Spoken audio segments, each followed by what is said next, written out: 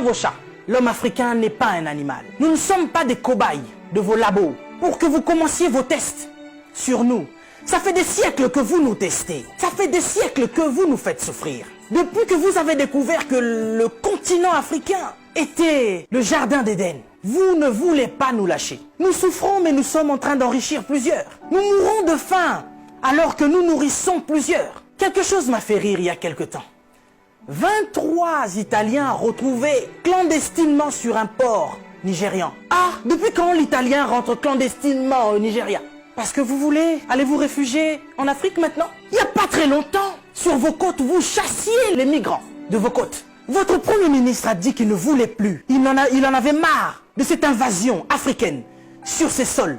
Nous avons vu un migrant noir mourir dans les eaux de Venise sans que personne ne lui porte secours. Parce qu'il était noir, parce qu'il était africain. Nous avons tort parce que nous sommes africains ou parce que nous sommes riches de nos sols? Parce que nous avons de quoi manger et de quoi nourrir toute cette planète.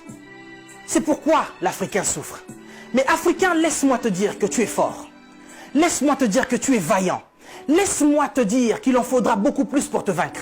Ils ont essayé de nous décimer par l'esclavage. Ils n'ont pas pu, nous sommes encore là. Et plus nombreux que jamais. Et nous sommes plus résistants que jamais. Parce que tous ces microbes auxquels nous faisons face chaque jour ne réussissent pas à nous décimer.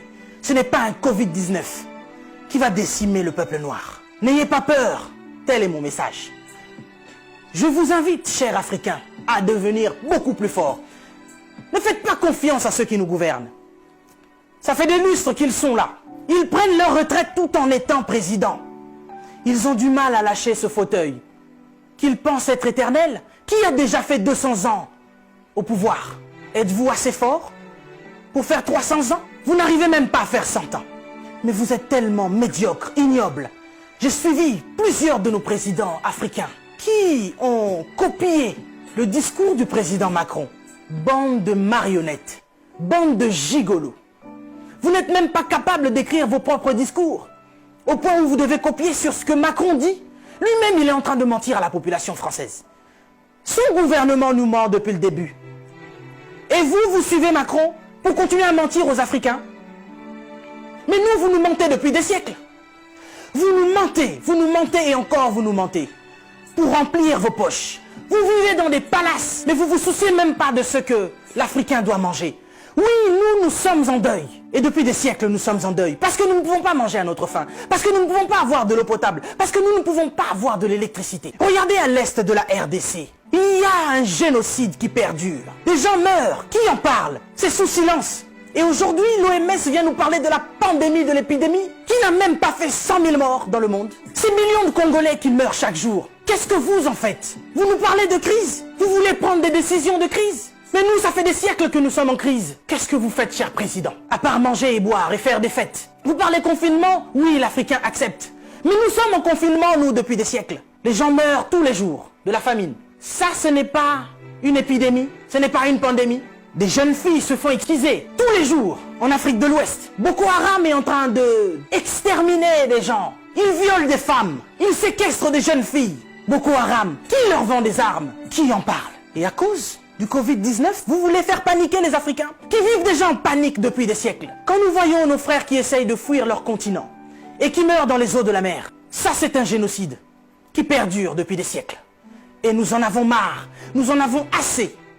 Nous voulons qu'il y ait un changement. Mais qu'est-ce qui vous manque à vous aujourd'hui? La Chine a pu construire un hôpital en 10 jours.